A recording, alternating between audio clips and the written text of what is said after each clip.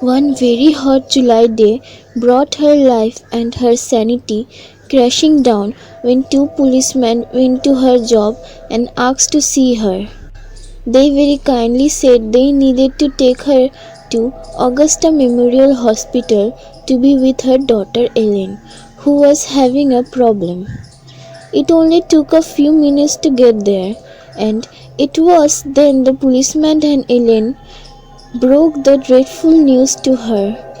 All three of her sons had been shot and killed in a home invasion by a stranger or strangers they had never met.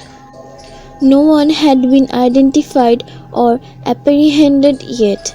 They were very young, only ages 14, 16 and 18. They were only little boys when their father had died suddenly and Anna Laurie has become their rock. Ellen had been but 8 years old when she became fatherless and also became her mother's helper and friend. It had been difficult at times, but the whole family had bonded and forged a life together without the father. Pat often thought with sympathy about Anna Laurie and her troubles brought on by massive grief. The distraught widow had such a severe mental break. A defense mechanism. The doctors had explained to Ellen that she was never expected to return to her normal self, only hospitalized about a month through the initial psychotic episode. She was discharged into the care of her only remaining child Ellen, who had moved in with her debilitated mother in the house she and her brothers had grown up in. Pat also was amazed at her own strength in dealing with her own issues in life. She had married Josh 5 years before.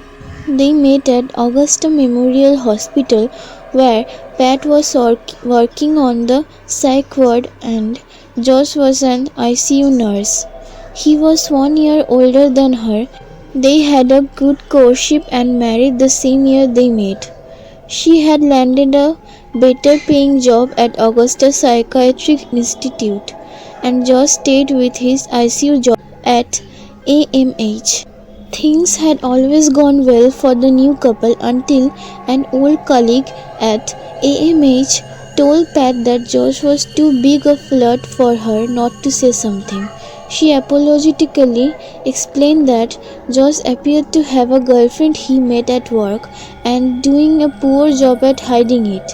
When the inevitable confrontation happened, Josh was sorry that his innocent friendship had been taken the wrong way, and he reassured Pat that he was her faithful husband. Pat was relieved and continued with the marriage, but not long after another possible hookup at AMH was reported to Pat by a different person. Josh gave her the same innocent friendship song and dance, but she didn't believe him this time.